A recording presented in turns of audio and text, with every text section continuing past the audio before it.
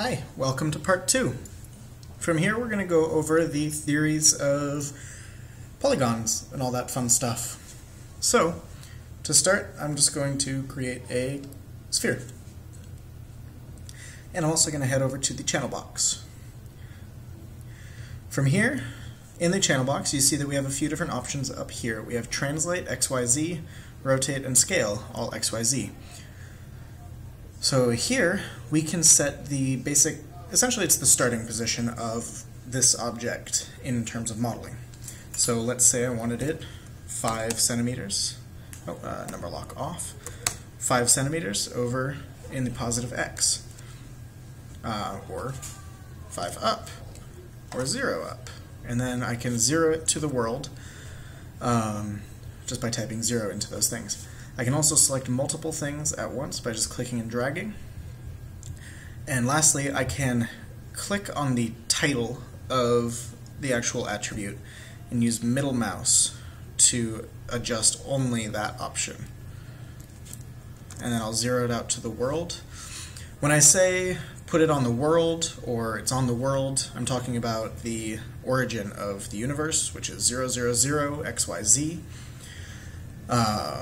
You'll probably hear me refer to that quite often. Next, we have under the Inputs tab, we have Polysphere 1. If we click that, this will give us the basic attributes of this polygon primitive. We have the radius, which is pretty self-explanatory. You can also use scale to get pretty much the same thing.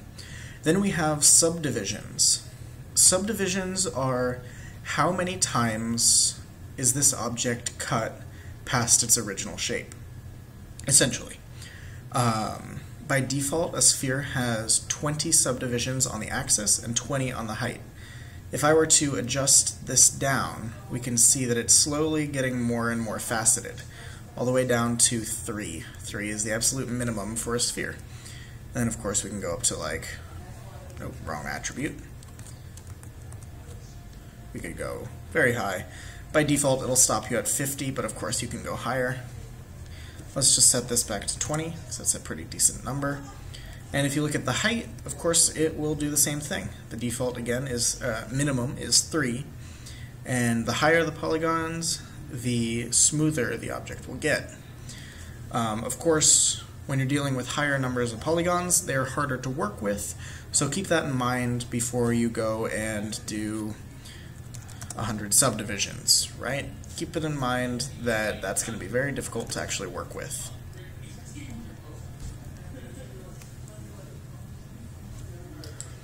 Yeah, so from there, what'll happen if we right-click on this object?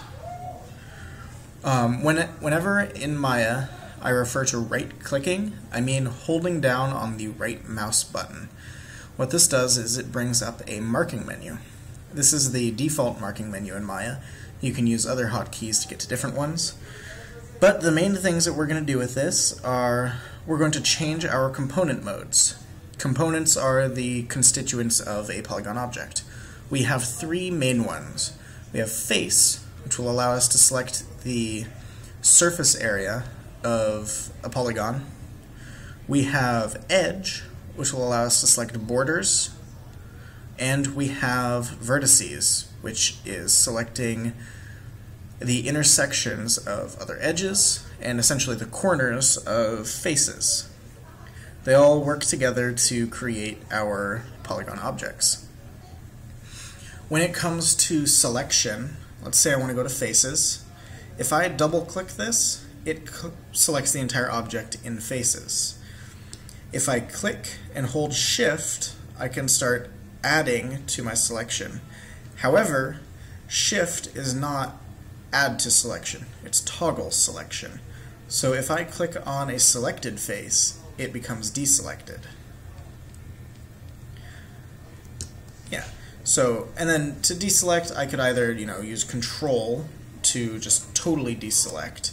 Control will only deselect when you're using selection modes, or I can just click off of the model.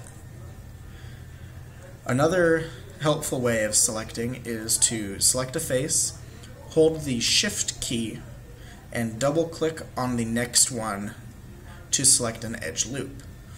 For example, I could click here, and then double-click there, and I select up, here, double-click there, here, double-click there, and now I have a stripe pattern going on. It's just Shift, double-click the next one. When we go to edges, we have the same things apply. However, to select an edge loop, all we have to do is double-click on the edge. We don't even need to hold Shift. However, if we wanted to select a new edge loop, in addition to this, we would hold Shift and double-click. Holding Control-Shift will always add to your selection. So, to reiterate, Shift is toggle select, Control is deselect, Control-Shift is always select. Another useful selection method is if I click and Shift double-click a further edge, but not the one adjacent to it. What this will do is it'll connect the two selections with an edge loop. This, of course, only works if the second edge that you select is actually connected in some way to the original one. So, for example, just like that, and now we can move these. And the exact same thing applies for vertices. However, there's no double-click benefit for vertices. I can Shift double-click the next one to select edge loops, but that's about it. The same other selection rules apply. Okay, so I paused the video just real quick so that I could make these cubes. The first one has correct topology. The second one has triangles, and the third one has n-gons. Now, to go over that terminology, topology is essentially how the faces, edges, and vertices line up and are aligned and laid out to give you the actual structure of your polygon object. What you have to do after, after you make the shape of your model is you need to go and make sure that the topology is correct. Because if you smooth things and you don't have correct topology, like triangles or n-gons, then you're going to be in trouble because it's not going to smooth correctly, and taking it into sculpting programs like ZBrush or Mudbox is going to be problematic because it's not going to divide evenly. I'm going to demonstrate that here. So if I take I'll just take all three of them at once, and watch what happens when I smooth this. We get some very interesting patterns. The first one is completely normal. It's exactly what you would expect it to be. It is correct. The second one, the one that was made of primarily triangles, is very distorted. We see some different patterns that have taken place. We've got poles, which are when 5 or more edges converge on one vertice. Usually 5 edges is passable, but 6 and above you really want to avoid. It makes other processes like UVing, texturing, and rigging a little problematic. So try to avoid those. Next, we have just some weird patterns. And if I go into the multi-cut tool, which we're going to talk about later, if I'm trying to insert edge loops, it's going to give me some very strange results that none of them are ideal. If I go over to this one, though, the edge loops that it offers are exactly what you would expect. It goes right across, it loops all the way around, connects back where you started, and everything. The one over on the n-gon is also very strange. What we have is we have a bunch of different kite shapes, even some triangles. Oh, no, that's not even a triangle because that has a vertice there. So some very strange shapes that it used to try to subdivide that properly. Now remember, a triangle is a 3-sided face. A quad, a face, a polygon, all of those are all terms that we'll use for describing 4-sided polygons only. If you ever hear me say, you need to keep that all quads, that means look out for triangles, you might have some there. N-gons are the enemy.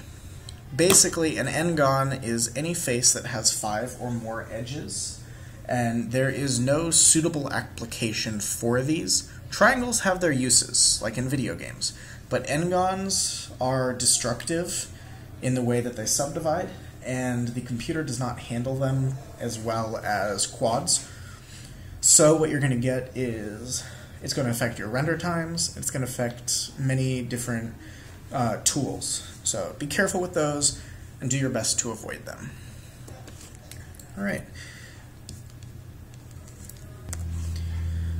Well, that concludes our discussion on topology and how to avoid the bad stuff.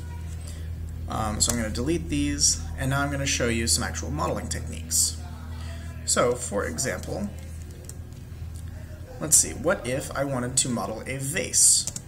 What I would do is I would go to an orthographic view, because reference images cannot be placed in perspective views. I mean, they can, but for our purposes, they're not going to be very helpful there. So what I'm going to do is go to View, Image Plane, Import Image, and if you've set your project correctly, it'll default to the Source Images folder, and from there I can choose, say, this vase. Yeah, the vase. I'll open that up, press R to scale, press W to move it up a little bit more, just so it's right on the grid. And then I'm going to go to the channel box or attribute editor and just adjust the alpha gain. I'm going to put the alpha gain, which is essentially the transparency of this reference image, down to 0.5.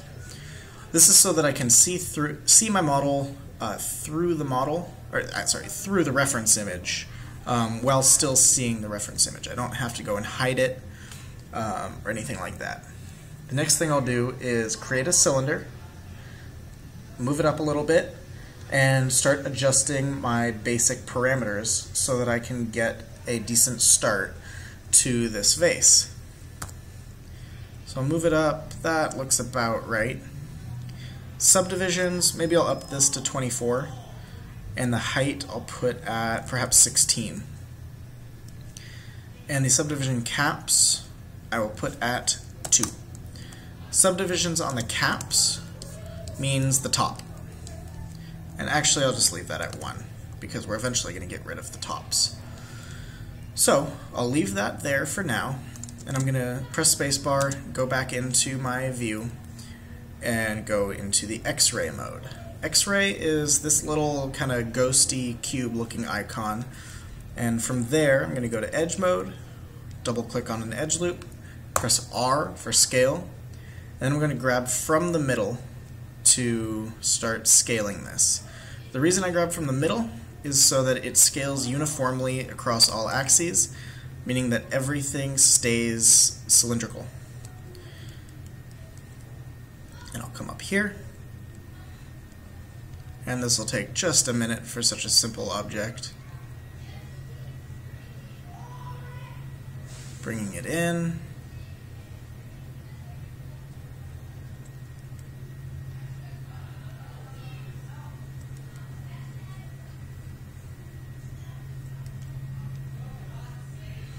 Bringing it back down, up.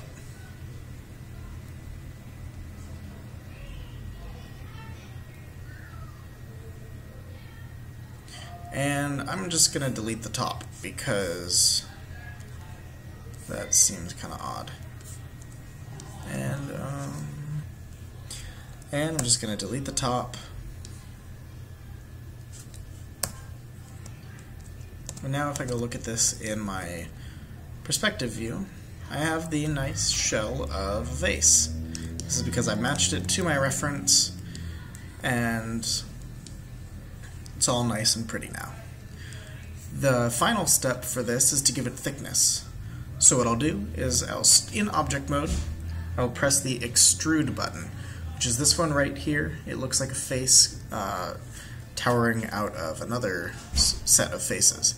And then it gives me an icon down here. It's kind of off at a weird angle. The reason for this is that it's going from the normal angle of the face that's down here. For whatever reason it chose that face, but basically what this is going to do is it's going to push out on the normal direction. And normals are the perpendicular imaginary lines that come out from the center of a face. So that line is going out at a perpendicular angle just to show you how that is, which direction the face is pointing. If I toggle on my normals, we can see that here.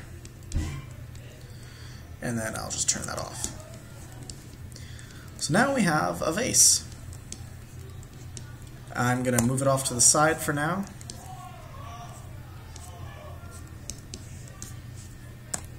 I'm also going to select this camera, this green icon, and press Ctrl H on it to hide it.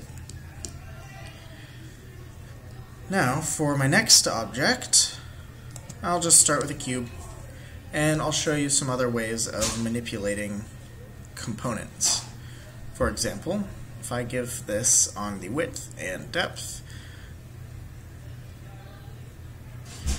say 10 divisions, and then I'll give the height maybe just 0.2.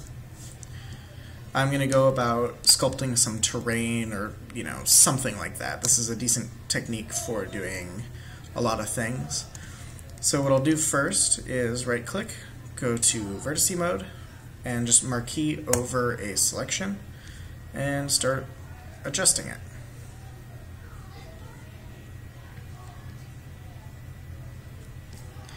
And bringing it up. And now if I look at this, I have a little bit of ramp for whatever reason. And then let's say I go to the top view, zoom out a little bit of course, and start adjusting.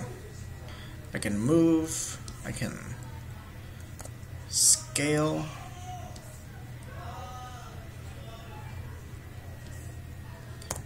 maybe I'll go back to moving for this.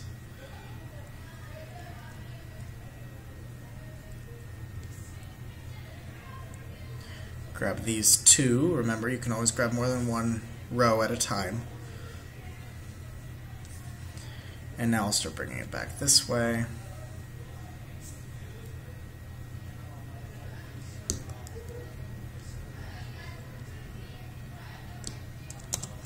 Now if we look at it in this view, we've got plenty of stuff going on. So you wouldn't be able to get this shape if we hadn't put on some divisions on our width and depth. If we brought this down to 0, of course, all we could have is an actual cube. Alright, so next I'm going to talk about extrusions. Extrusions are a very handy tool. We're going to use them many times to create our different objects. So for example, if I go to face mode and select a face and press the extrude key, which is up here, you can also find it from edit mesh down in face extrude, and I just pull it up. I can click on the cube to tell it that I want to scale. Then I could scale down like that, continue moving it. That was just the camera angle getting in my way. Then I could say take this face and press G to repeat our last command. And let's say I want to bring this over to the right, but if I bring it out like this, it's just going straight out.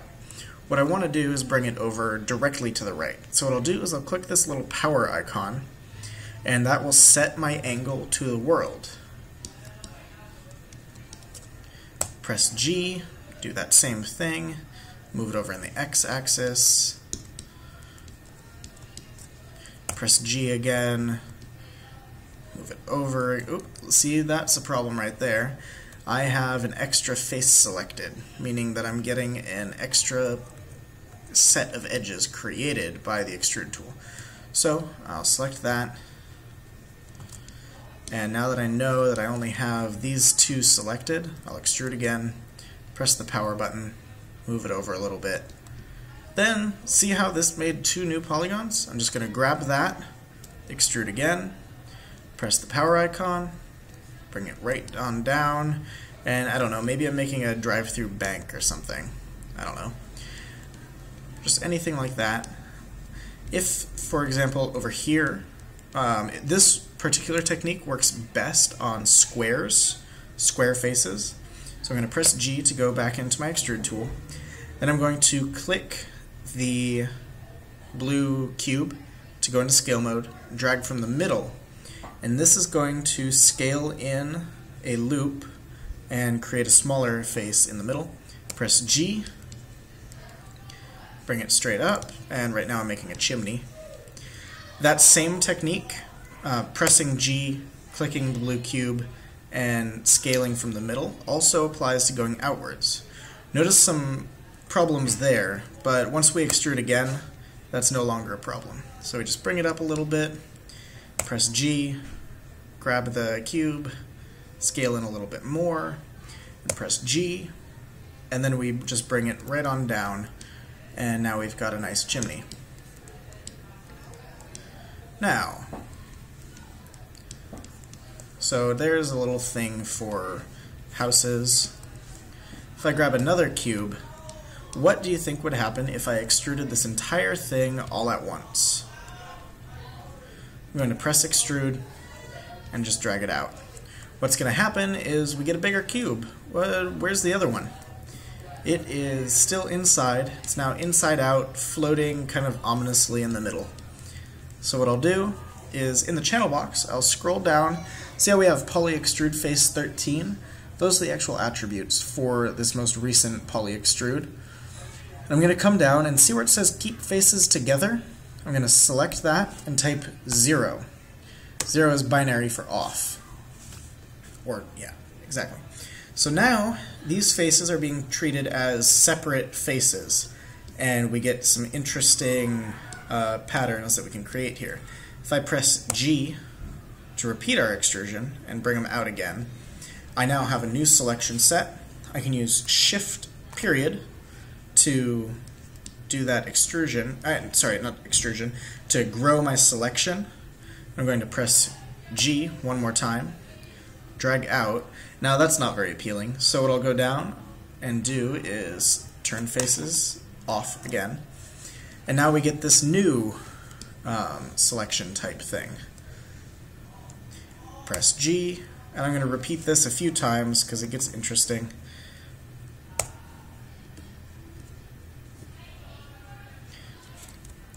There we go.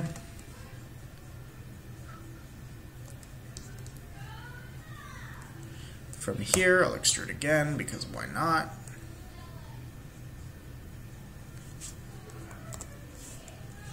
Extrude again, because why not?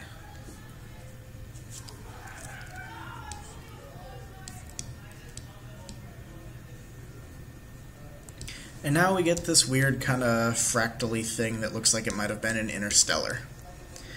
So, looking at this, you can see that it's pretty fun to make some abstract shapes with just that. However, it does have real uses. Like, for example, if I take a cube, I'm going to scale it up a bit, move it up a little bit, give it some more height, move it. Just give this 20, 10, 10, and then if I do 10, 20, 10, yep, I have all cubes now. And what I'm going to do is, in faces, going to select every single face on the sides, except for maybe like 4 down here. I'll make a door there. And I'm going to press extrude, immediately come over and turn keep faces together off, and then I will click the blue cube, drag inwards. See what that's doing? That's giving us sort of a window rim. And then if I press G and just push it inwards, I now have windows. And in the blink of an eye, we created a skyscraper. Now we have a door over here, so let's take that.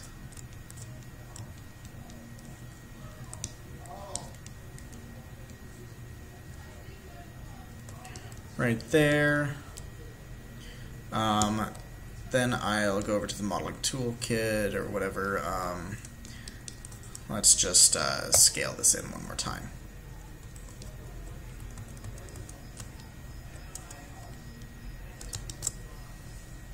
Extrude.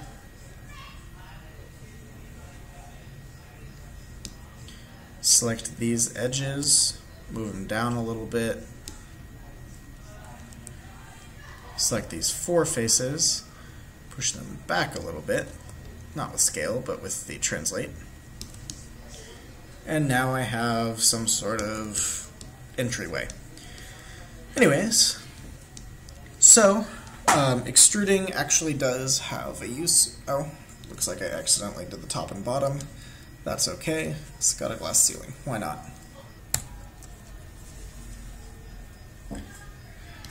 From here, I think this will be the end of our basic polygon modeling techniques lesson. So I'm going to pause the video here and we'll pick up with more advanced techniques. See you there.